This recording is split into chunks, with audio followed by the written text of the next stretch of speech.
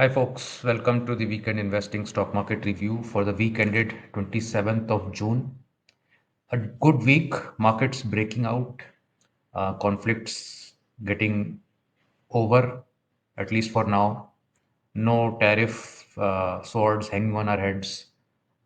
Essentially, a very peaceful week where market is trying to find its own natural stride basis what are the flows. And the flows have been positive, both domestic and foreign flows, and the market is trying to find its new equilibrium. From our research desk, we had broadcast all these superb stories on global equity markets, on the smart shift into gold by central banks, de-dollarization, black swan events, on energy sector, the big next big bet, emerging markets, US market dominance coming down, and several such stories. Please do read these on the Weekend Investing app or in the newsletter, daily newsletter, and you'll find that there's a lot of enriching data and news there. Disclaimer as always, please read it fully and understand it fully before continuing in the video. Do, of course, subscribe to the channel if you haven't so far. Let's look at the Nifty. The last five sessions have all been up. We've had one profit taking session, but that also closed up 2% and more for this week. The weekly chart actually is looking very strong. We are a stone's throw now from all time high, which is purely academic right now. The rally is certainly on, and only break of 24,400, the base that we made here, a break of that would signal a break of this trend right now. Any other level actually is part of this trend going forward. So, if going forward, we will have to look for where the markets is going to make a pivot and then go up. Perhaps it may stall somewhat at the previous all-time high, consolidate there, just like we did here for almost 6 weeks, and then go up, or perhaps go straight away up. But on the way down, if we come below 24,400, that will be the point where you may start to look at a downward short-term trend. The S&P 500 also has moved up to a new all-time high, 3.44% this week. So tech stocks leading the rally again there.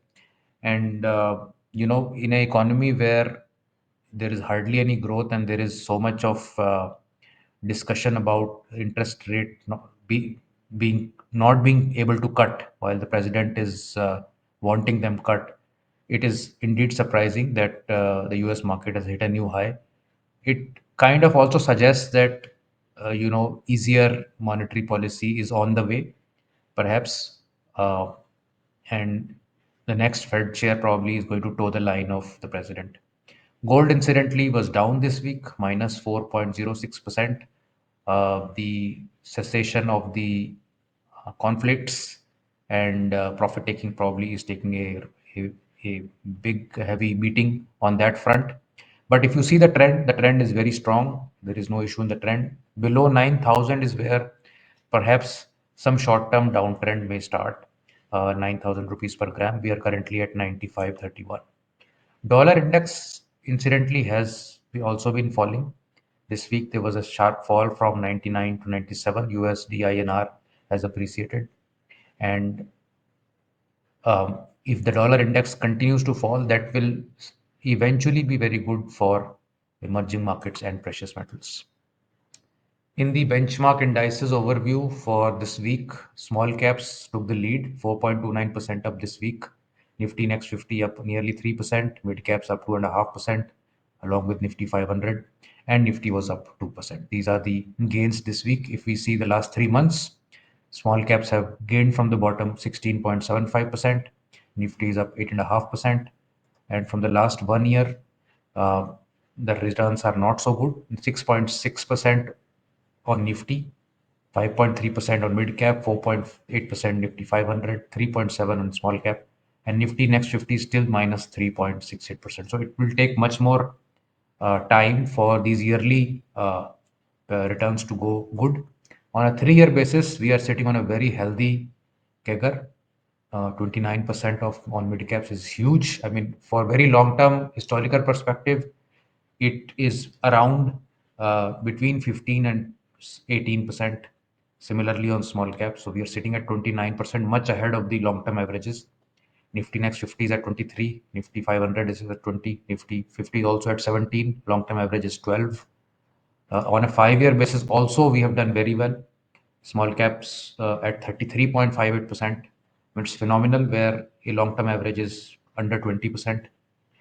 Nifty mid cap also nearly 30%. 500 is at 22.5. Long term average is 13.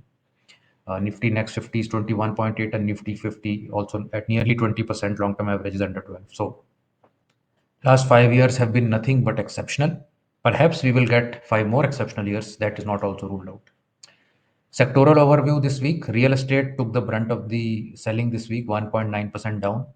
Defense also down 1.1%. IT stocks down 0.4%. These are the only three sectors that were down this week.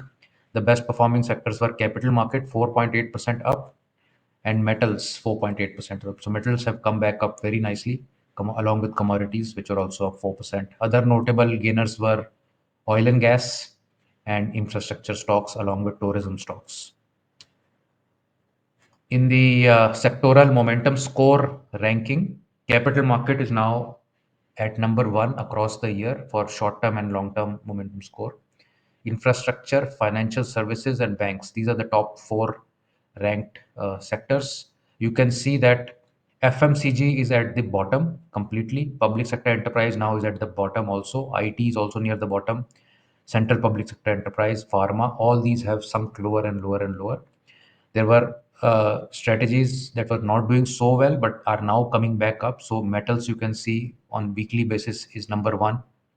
And you can also see that commodities is coming up, tourism is coming up, media is coming up. So there is a short term burst in these particular sectors as well. Defense is now taking a back seat, and other sectors like PSU banks, real estate, in the last 1 month have come back up. If we see the weekly advance decline statistics, a lot of advances this week. Almost on all indices, we have 85% or more, 80 to 85% advances, and only mid-teen declines on all indices, which is a good uh, situation. Number of stocks, percentage of stocks outperforming benchmarks. So 68% of Nifty stocks are outperforming Nifty, which is a decent number. And similarly, all across, small caps are still lagging with only 52% outperforming the small cap index. If we see this over 1 year, it is even lower. So it has been a sort of a lumpy sort of recovery, where not broad based all the indices constituents have not moved up. It has been some key performers that have moved the benchmark over the last 1 year. If we see the market cap segment wise drop from 52-week high, we can see there are significant number of stocks which are still in 20 to 50% drop from their highs, while the indices are coming very near their previous highs. So that is telling you that the stocks that are now moving up were not the ones that were earlier sort of have dropped heavily from the top, and that rotation is happening within each index. The sectors that were earlier not performing are switching into other sectors which are now performing. And you can see on the Nifty, almost 78% of stocks are less than 20% drop from 52-week high, while Nifty is just 4 or 5% away from all-time high. So it is a concentrated move by certain stocks that is taking the index up. It has not been a very broad-based kind of a move, which can be seen with some circumspection. A broader based move is more convincing, but maybe it will become broader based move as we go along. And we can see here that in the percentage of CNX 500 stocks, we have 81% stocks that are above the 50-day moving average, which is a very good, I think, number. On the 200-day moving average, we have only 55%, which is a poor number. So this number really needs to move up on the 200-day moving average to really make a case for a strong move up. In the sectoral percentage of stocks above various moving averages, we see private banks, financial services, metals, commodities. These have the most number of stocks above the 200 DMA within those particular sectors. And if we see the 50 DMA, these IT, private banks, financial services, auto, metals, these have moved up very, very quickly. So 50 DMA has been breached, but maybe 200 DMA will take time. Like for instance, autos only 53% are above 200 DMA, but 90% are above 50 DMA. So there is a move up. Maybe in the next few weeks, we will see a larger number on these as well. On a broader market basis, only 55% stocks are above the 200 DMA, which is still low, I would say, going forward.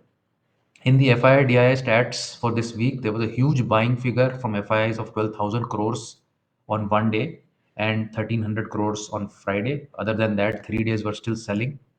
On the DII front, we had 3 days of buying and then 2 days of minor selling. So the sort of relay race between FIIs and DIIs continue. In the last 1 month, however, more than 1 lakh crores have been bought by DIIs, which is phenomenal investing.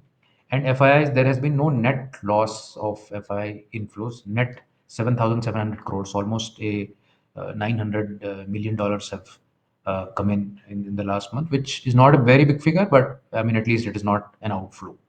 So that's where we are this week. It's been a good week. I hope you have a great weekend. Do send your comments in the section below if you would like us to involve some more statistics or some more data, or at least you can give your feedback about this particular report, and we'll constantly try to improve it. Thank you so much. Have a great weekend. Bye.